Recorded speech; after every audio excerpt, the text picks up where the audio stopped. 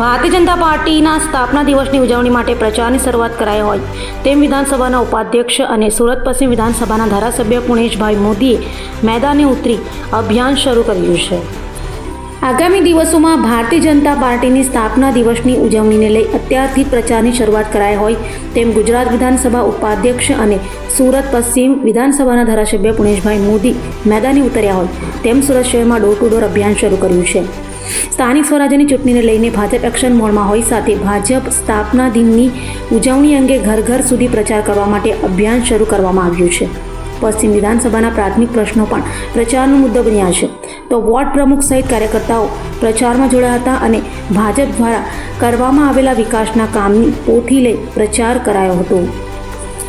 6 April Bharatiya Janata પાર્ટીનો સ્થાપના દિવસ સમગ્ર દેશના કાર્યકર્તાઓને આ સ્થાપના દિવસ નિમિત્તે શુભેચ્છા અને બધા જ કાર્યકર્તાઓ સ્થાપના દિવસ નિમિત્તે અનેક થનગનાટ અનુભવી રહ્યા છે।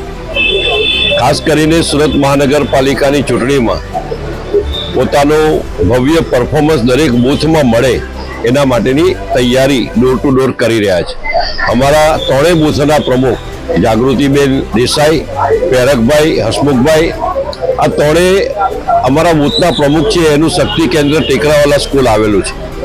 તો આજે અમે ડોર ટુ ડોર ગંગાસાગર અને આજુબાજુની તમામ સોસાયટીમાં ડોર ટુ ડોર કેમ્પેન કરી રહ્યા છે અમારા હેન્ડબિલ લઈને કે વિકાસની રાજનીતિમાં કેન્દ્ર સરકાર, ગુજરાત સરકાર, સુરત મહાનગરપાલિકા સુરતને હવે એક વૈશ્વિક કક્ષાનું શહેર બનાવવા તરફ આગળ વધી રહ્યા છે અને એના માટે જનસંપર્ક અભિયાન કરી રહ્યા છે।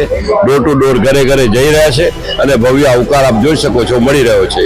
તો આ તબક્કે ફરીથી ભારતીય જનતા પાર્ટીના કાર્યકર્તાઓને અને સમગ્ર દેશમાં તમામ જનતાને, નાગરિકોને અમારા સ્થાપના દિવસ ભારતીય જનતા પાર્ટી 6 એપ્રિલ નિમિત્તે સૌને એડવાન્સમાં વર્ષગાંઠ નિમિત્તે શુભેચ્છા પાઠવું છું। ધન્યવાદ।